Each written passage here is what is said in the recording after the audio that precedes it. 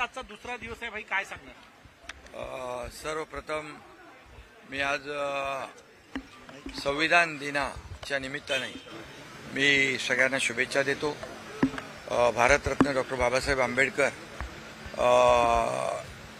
यांनी संविधान आपलं सर्वोत्तम लिहिलं आणि त्या घटनेच्या आधारावर आपला राज्यकारभार चालतोय.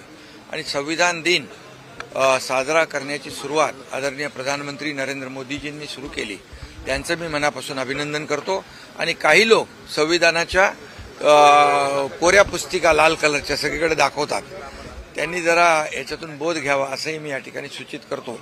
त्याचबरोबर 26/11 मुंबईवर झालेला हल्ला, 26/11चा जो काळा दिवस मुंबईकरांनी पाहिला, त्यामध्ये मी शहीदांना विनम्र अभिवादन करतो आणि ज्यामध्ये निरपराध लोकांचा बळी गेलाय त्यांना श्रद्धांजली अर्पित करतो.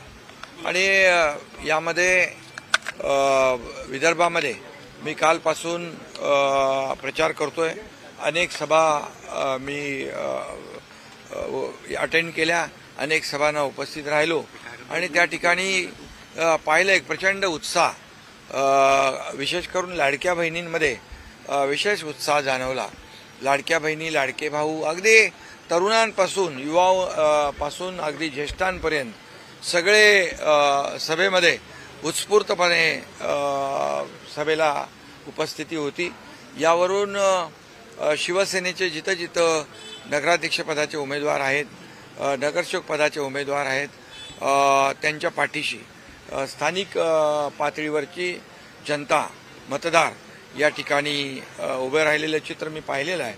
आणि विकासाचा मुद्दा घेऊन आम्ही ही निवडणूक लढवतोय. आणि म्हणून नगरपालिका, नगरपंचायत या नगरविकास खात्याच्या अखत्यारीत येत असल्यामुळे मी नगरविकास मंत्री असताना, मुख्यमंत्री असताना देखील जिथं आमचा नगराध्यक्ष नव्हता, नगरसेवक नव्हते, तिथेही आम्ही विकासाला पैसे दिलेले. ते आता इथं गेल्यानंतर सगळ्या गोष्टी समजत आहेत. आणि म्हणून विकासाच्या मुद्द्यावर इथे रस्ते, पाणी, पिण्याचं पाणी, भुयारी गटार योजना, मैदानं, उद्यानं, आरोग्य व्यवस्था आणि या सगळ्याला आम्ही पैसे दिलोय. प्रधानमंत्री नरेंद्र मोदीजींच्या वाढदिवसानिमित्त प्रत्येक नगर परिषदेला 1-1 कोटी रुपये नमो उद्यानासाठी दिले, ते देखील त्यांना पोहोचले. त्यामुळे खऱ्या अर्थाने विकासाचा मुद्दा हाच आमचा अजेंडा आहे आणि तो आम्ही चालवतोय. लाडक्या बहिणी महायुतीच्या बाजूने आहे, परंतु त्या कोणत्या पक्षाच्या बाजूने आहे? कारण की परस्पर विरोधात लढतायत. आता आशिषजींच्या रामटेकमध्येच भाजप वर्सेस शिवसेना लढत आहे, भंडाऱ्यामध्ये आहे. लाडक्या बहिणी नेमक्या आहे कोणाच्या बाजूने? लाडकी बहीण योजना जेव्हा मी मुख्यमंत्री होतो तेव्हा सुरू झाली आणि महायुती सरकारने सुरू केलेली आहे.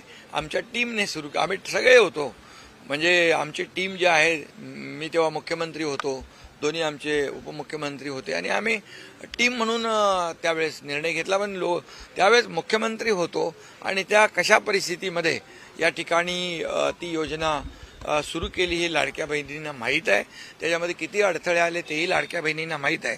परंतु एकदा आम्ही निर्णय घेतला लाडकी बहीण योजना सुरू करायची आणि तिची अंमलबजावणी करायची, काटेकोरपणे त्याची अंमलबजावणी सुरू आहे.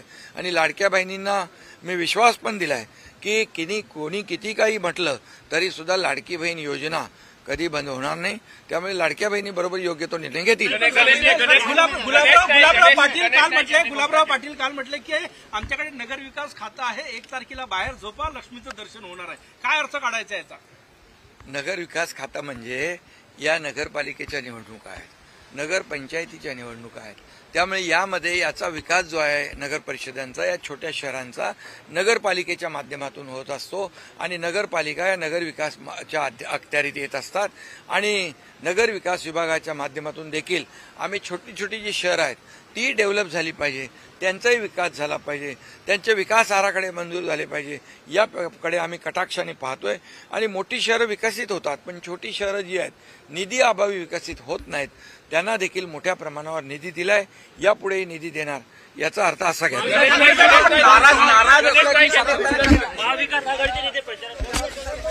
आपल्या परिसरातील बातम्या आमच्यापर्यंत पोहोचवण्यासाठी स्क्रीनवर दिलेल्या क्रमांकावर संपर्क साधू शकता. दूरध्वनी क्रमांक 9833235011. त्याचप्रमाणे अधिक माहितीसाठी स्क्रीनवर दिलेल्या KTV न्यूजच्या ईमेल आयडीवर देखील संपर्क करता येईल.